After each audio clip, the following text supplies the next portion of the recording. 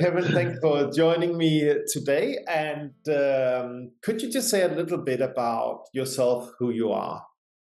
For sure. Thanks, Lars, for inviting me.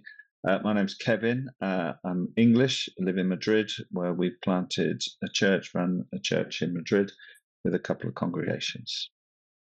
Excellent. Married to Vanessa, 3 kids. We're all fairly grown up now. Brilliant. I was just about to ask about the family, so great we got that too. Any pets? Um, well, it's a sad story, so I'd rather not go into that. we killed the rabbit. Oh dear, oh dear. Let's not go there then. So, This interview is going down fast. so that's a confession. We are going into the deep end. Right.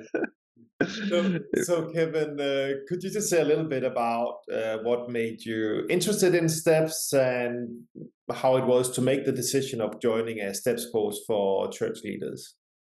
Sure. Yeah, I've noticed over the last few years, mainly. I mean, I'm you're always aware of little issues going on in your life, but I've noticed over the last few years a rising sense of anxiety, concern about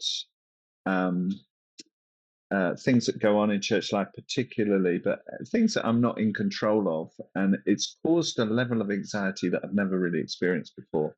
It's affected me physically. I've had some health problems, and not major ones, but significant for me to start to think I need to do something about this. And so, hearing about the STEPS course, I felt actually this is time. I remember you saying that it's for those who are really fed up with you need to get to that place where you're really fed up of being fed up, of struggling with the same thing. And I was feeling like, yeah, this is something that's rumbled on for years. It's come more and more to the forefront, and I needed to do something about it. So STEPS for me came at a moment where I really felt like, yeah, this could be something that could help. And so I jumped at the chance. Right. And then how was it to start the process? I mean, we start a bit jumping in the pool at the deep end, don't we, in terms of immediately admitting our own powerlessness. And I guess Yeah, as leaders, that is a tough one, isn't it? it is. Yeah, it is. And I think I was probably ready to admit it as I've never wanted to admit that in my life before, that I had no control over certain things in my own life. But I think God has brought me to that place of bringing me to a place of recognizing that apart from Him, I can do nothing. And so actually, I found the step as we came into it, kind of struggled with it. Is this true? But at the same time, incredibly releasing when you start to comprehend this is God that needs to break in here, and I need to be open for Him. So yeah, I quite enjoyed that first step. Wow, wonderful. And of course, the first part of the process is about finding peace with God. So could you just say a little bit about how potentially the process has affected your relationship with God? Is there any development or change there? Yeah, I think there is. I really think there is. Time will tell if this is a permanent change, but I have noticed quite a significant difference in my prayer life, which before was much more driven, more list-centered, more going after God for things that we need, which are still there. Obviously, that is part of prayer life, intercession. But I think I've developed in terms of just being able to have personal reflection, allow God to quietly speak to me. My prayer life has become much more of a talk to Him and a confession time, but allowing Him to work in me is much more peaceful. I'm finding I'm able to concentrate more, which has always been a challenge in prayer, feeling like I've got to go after Him. But this has been much more of a time of personal joy. Prayer is still a battle for me. I don't know about everyone else, but I have to make myself sit and pray, but I am finding there's a connection with God that I had probably lacked, if I'm honest, for quite a few years. Instead, I've been shouting at the ceiling rather than having an intimate communion with my Father. So it's been good. Yeah, really good. Thanks so much for sharing that, Kevin. And then after the peace with God, we kind of dive into finding peace with ourselves, which I guess for many people in churches I have found, but particularly for church leaders, it's like, oh, do I actually need to focus on myself? Because we're used to the God bit and we're used to being really focused on other people. And suddenly we have 4 weeks where we actually take a look at, so how is this affecting myself? We are looking into the responsibility of stewarding our own lives as well as stewarding the lives of others. So how was that experience for you? Terrifying. If I'm completely honest, it brought up quite a few areas where, so approaching the inventory, confessing to someone else, are 2 areas where I really found, surprisingly, I like to think of myself as quite courageous, but surprisingly, I found myself terrified of actually sitting down and doing an inventory about me, my behavior, and particularly how it affected others. I think for men as well, we tend to suppress everything, and leaders even more so.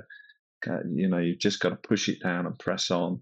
You can't show people too much your weaknesses, because I think, we look vulnerable. And because of that, I feel like I've been out of touch with who I am for a long, long, long, long time. And I was terrified of wondering if I could even make contact again with my soul. But amazingly, God was in it.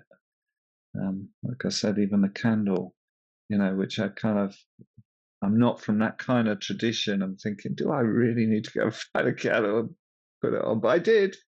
I was faithful to the process. And but amazingly, the Holy Spirit just came and just searched my soul and brought some stuff up. There's a lot more there, but he brought some stuff up that he was very gracious to show me. And although he's dealing with issues in me, I felt it was just such a gentle, kind way. I actually came out of that step deeply encouraged that God was with me and excited. Confession to another person was also terrifying.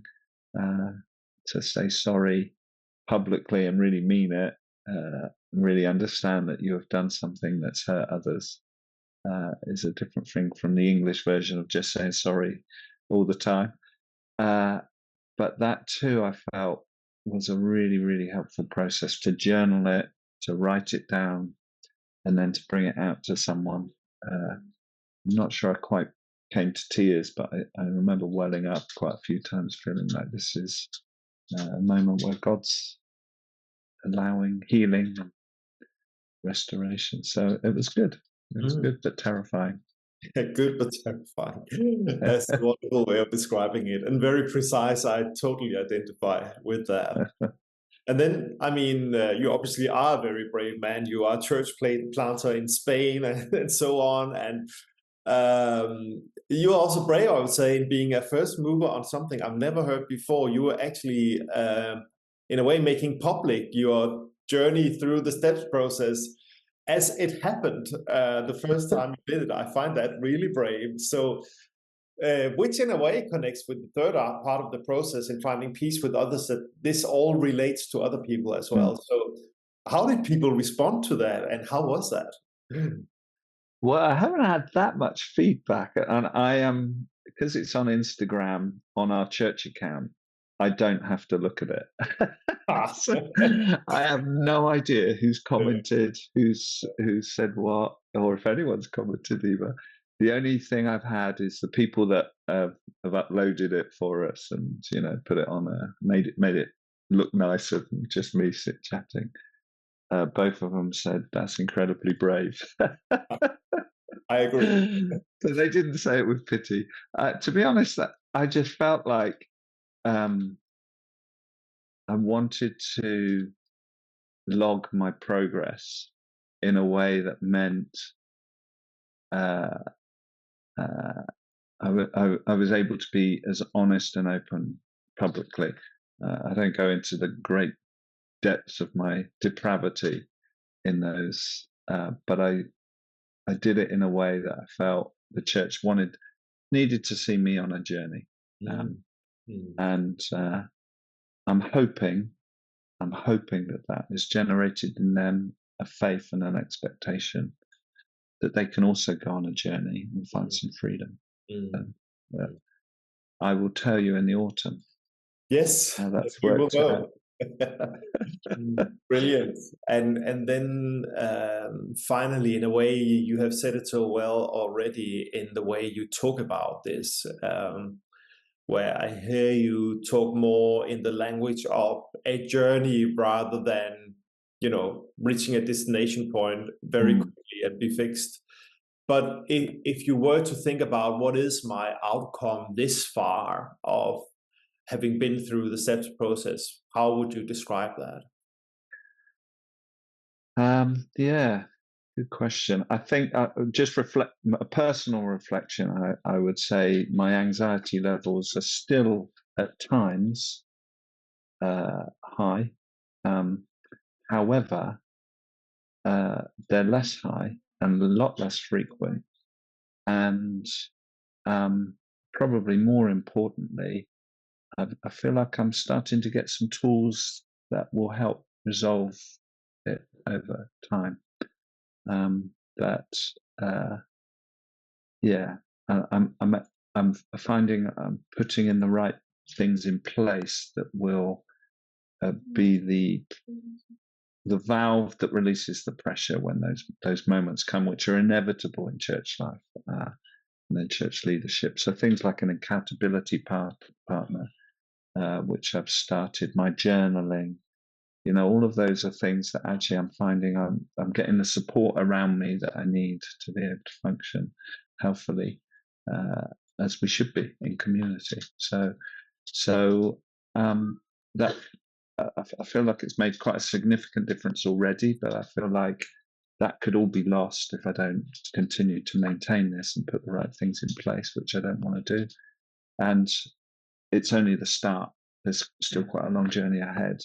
I'm really looking forward to, because I haven't yet done the step 9, make amends, some of the conversations, because I think in it, I'm hoping to have conversations with some key people in my life, and I'm hoping to hear what they've seen in me. Yeah. Amazing. Thanks so much for sharing that, Kevin. And maybe we need to do a second interview when you've done that to hear more. Yeah. But I really appreciate you sharing with us. I did have one feedback from a lady in church life. So we've got 2 congregations, and often I'm in the first congregation for just about an hour.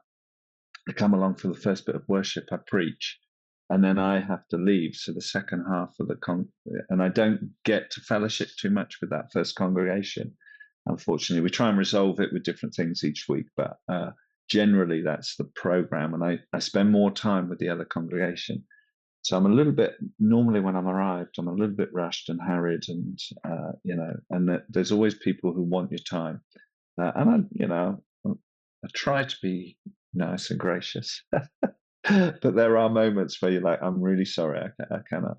But one lady particularly who I know struggles with that kind of thing and needs the pastor's attention, has actually said to me, I've still had to reject her at those moments, but she has said to me, the way I handle that conversation has become a lot more softer, gracious, more willing to give time, rather than kind of just wanting to roll on. So